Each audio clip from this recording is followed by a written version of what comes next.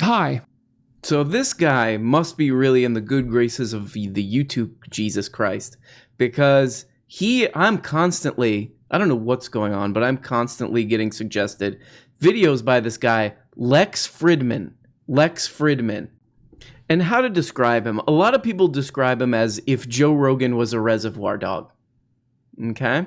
So this video was suggested to me, and this is really, this video made me go like this. Where is it? Where is it? And they're talking about really an extremely interesting topic that I've been actually thinking about a lot lately, which is meritocracy. Are there things that you see in the United States, in the current culture, that's kind of has echoes of the same things you saw in North Korea that worry you? So much. Absolutely. It's in America now, the meritocracy doesn't matter, right? It's evil. The white man's idea of like talking about if you're competent enough, they say, oh, if you're coming from rich white family, almost it's like there's no incentive for you to work hard anymore in the system right now. That is North Korea. What do you do about this kind of, especially in universities, but in companies? I'm thinking about starting a company, so I'm looking at this very carefully. There's these ideas of diversity and meritocracy. That's a tension. So Yeah. I think there's a big way in which diversity, broadly defined, is not at all in tension with meritocracy. Yeah. So having a variety of people, backgrounds, way of thinking, all those kinds of things is a huge benefit to any group. But the way diversity is often defined is by sort of very crude classes of people. Probably the reason I wanted to move to Silicon Valley and the reason I didn't is like having a fire to change the world within you. Like meritocracy is like, I want to be the best in the world at this, and I will strive and work hard, not stepping on others, but like purely within yourself, be the best version of yourself. That idea is in some ways being not celebrated or demonized. demonized. It's literally meritocracy is being demonized right now in America. I really praise Jesus and Allah that I found this clip, because this idea of meritocracy is the most insidious, salacious, computational. Okay, that's enough. No more of that joke. No. So they kind of describe meritocracy, this idea of meritocracy, as most people understand it, okay? That there are certain people, there is a hierarchy, okay? But that's because there are certain people who are the best and the hardest working and have the most degrees and the most... But most importantly, they deserve to be at the top. They deserve this, okay? But there's some interesting data points that I think Lex and Yonmi might want to look at, because they cause some serious problemos for this idea of meritocracy. And not just that we live in anything close to this ideal of a meritocracy that they're presenting, but that a meritocracy in this ideal is even possible. Demonized. It's literally meritocracy is being demonized right now in America. Let me give you just a couple interesting statistics. Children whose parents make over $200,000 a year, for example, score on average 250 points higher on the SAT than children whose parents make between $40,000 and $60,000 per year. There's a direct tie to SAT points and the income of the parents. Harvard, here's another interesting data point. Harvard, Princeton, Stanford, and Yale now collectively enroll more students from households in the top 1% of income than from the entire bottom half. Woo! No. That's really weird. And you see all manner of weird crap like this. There are very competitive, elite preschools, which I guess teaches them what's the smartest way to shove paste into your mouth, or whatever preschoolers do all day. What's the most efficient way to get dark colored food on a white shirt? Have you noticed that with little kids? They cannot get that food in the mouth. I actually got a field recording of a little preschool kid eating. Here it is. I mean, just get a load. Get a load of this insanity. I bribed my kid's way into an elite preschool. I don't regret it. Reading stories about the recent college, this is from 2019 when that college admissions thing happened. Reading stories about the recent college admissions scandal has been a sort of odd experience for me. Might be one of the funniest and most terrifying opening paragraphs to a story I've ever read. I bribed an admissions officer to get into an elite Manhattan preschool. I didn't go through a shady middleman, and there wasn't a scam. I was told that my kid wasn't going to make the cut. He didn't poop his pants efficiently enough. For some reasons related to timing, not personality or intelligence, and immediately initiated a game of, quote, let's make a deal. I'm not necessarily proud of it, but I'm not ashamed either. I'm not rich, and I didn't lie. I did what was necessary to ensure a good outcome for my kid. I'm sorry, let's pause for a second to ask ourselves, what kind of insane is this? That's part of why this college admissions scam in 2019 was such a big deal. 33 parents, including some famous one, William H. Macy's girlfriend, 33 parents paid 25 million bones to get their kids into fancy colleges. That's really weird. Okay? So when you look at some of these statistics, of which there are many, there's a very fundamental flaw, like a basic logic flaw that someone who, for example, went to MIT or whatever the should be able to spot right away. Okay? In this meritocracy idea, even if you start with nothing, you have no money, no connections. You just have you have one of those old-timey barrels with the straps on it for clothes. And you work your way up. You become a multi-millionaire and you have a bunch of connections with powerful people. You're going to use that wealth to give your kids as much advantage as possible in this meritocracy, which means that right away, it's not a meritocracy. It's something more like an aristocracy. And you hear these crazy statistics like the top 1%. Here's a weird one. The top 1% owns more wealth than the bottom 50% combined. And there's one thing that they're definitely going to invest all that wealth in, which is Blue Chew. Oh, it's their kids. And they're not just talking about YouTube channels or the FaZe clan or something here with this meritocracy idea. It sounds to me like they're comparing people who point out these problems with meritocracy. They're comparing them to North Korea. Almost it's like there's no incentive for you to work hard anymore in the system right now. That is North Korea. And as much as I love the dear leader, and I cried when the other little dear leader died for weeks, you know, I was doing that. As much as I loved him, I don't want to live in North Korea. Okay? This is what we call a fraudulent, fake, phony baloney. Surreptitious. No, I'm not going to do it. This is a phony baloney argument because there's lots of countries that have better figured this stuff out that are not North Korea. Okay? If you want to get some good examples, if you want to get some good little info on this, there's this guy, Daniel Markovits, and he wrote a really good book on this with lots of information and lots of little statistics and beep-boop, bop-boop. Beep-boop, bop. It's called The Meritocracy Trap.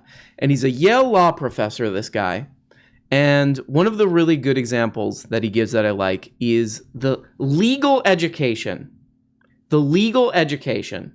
and profession of being a lawyer in the US versus that profession and education in Germany. If you take a country like Germany, it has no super elite law schools. It has one private law school, Bucerius in Hamburg, but they're all state run. Law is universities are elite everywhere, but there's no equivalent of Harvard or Yale Law School. People go to their local law schools. It has an army of well-trained lawyers. So what Germany has is a relatively egalitarian legal training system and a form of legal production that requires competence but does not favor extreme skill. Whereas the US has an incredibly hierarchical legal training system and a form of legal production that at every point rewards increased increments of skill.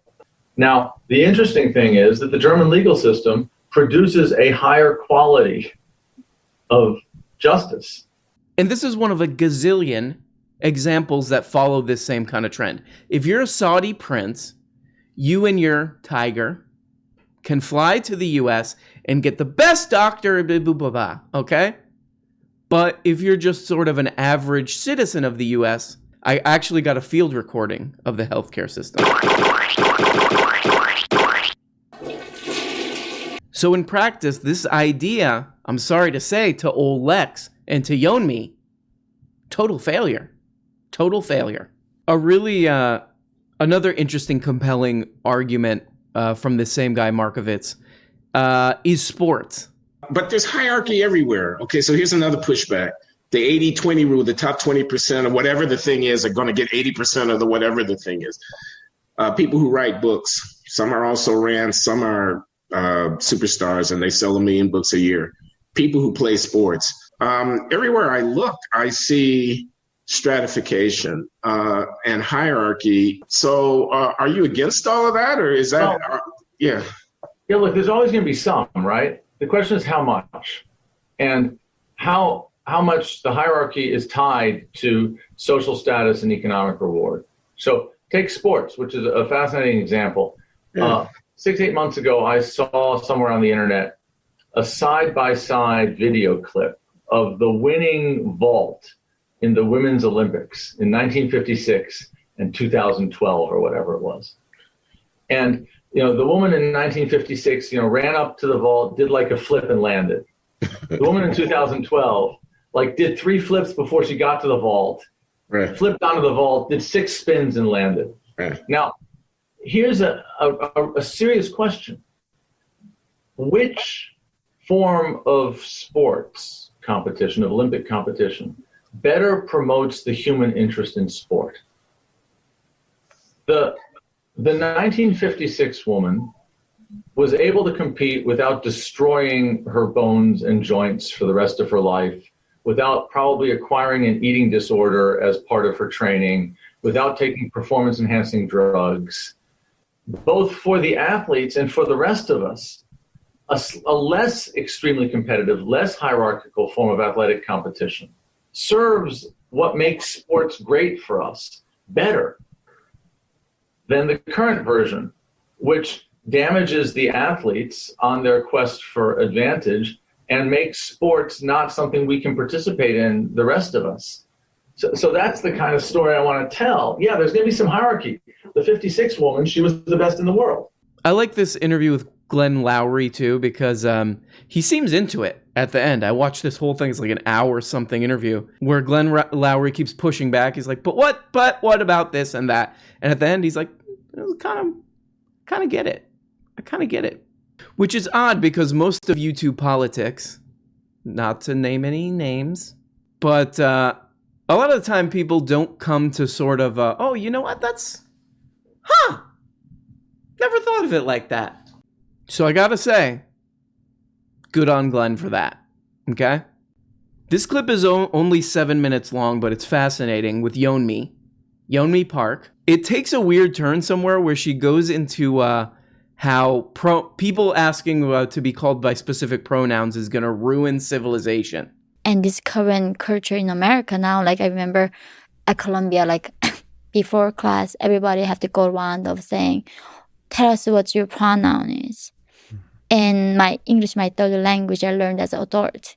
Even saying he and she, I'm confused. This is a pure mistake.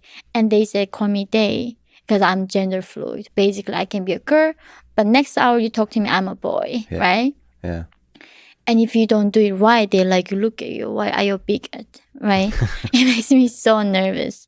And this is where I come to, this is a regression of civilization.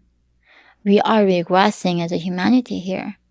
The enlightenment, all of those things made us so much brighter and looking forward. And now we are going backwards. So she's getting into what we call Geordie territory a little bit. Hi. Getting into Geordie territory. But if I had to say, Gun to my head, what's a greater threat to civilization? Tell us what your pronoun is. Or an aristocracy that's trying to hide itself and who happen to be losing their minds and that are probably ruining the legal profession and the medical profession. I'm going to probably go with that one. That seems like more of a threat. I've also seen Yeonmi on a lot of these like Rogan-verse programs. Jordy Peterman, that other guy. And I gotta say, this is next level. This is next level in the right-wing YouTube universe. This is next level. Coming from North Korea, good luck following that, Tim Pool. So this is a very, very misleading, whether intentionally or not. I feel like with Yeonmi, it might be a little intentional. This might be a little bit of a brand. You know what I mean? Whether intentional or not, this is extremely misleading. I wouldn't want to live in a world where people can't express themselves or strive to be their best or master some skill that they want to master or draw pictures of tukuses. No one that I pay any attention to or that I've really heard of wants that. But we also don't want to live in a elite preschool hellscape. So here's a funny little story to round off this little video. The term meritocracy itself was coined by a British dude named Michael Young. He was a sociologist and a Labour Party guy. Let me read this to you. It's from Wikipedia. In 1958, Young wrote the influential satire, Rise of the Meritocracy. So in it, he coined the word meritocracy, to which he gave negative connotations. And he became disappointed with how the concept came to be seen as an achievable concept worth pursuing. The guy who created the term basically thought what I just described about meritocracy. And this book right here, The Rise of the Meritocracy, is a dystopian novel that describes basically what's going on in the United States. It is disgusting. And that's really weird. Thank you, Professor. So, of course, on this channel, I admire hard work. I admire accomplishments of people striving to do their best and develop new skills and contribute to the world and the arts and the sciences. What I don't appreciate is an aristocratic hell world. So thank you, and please stop it.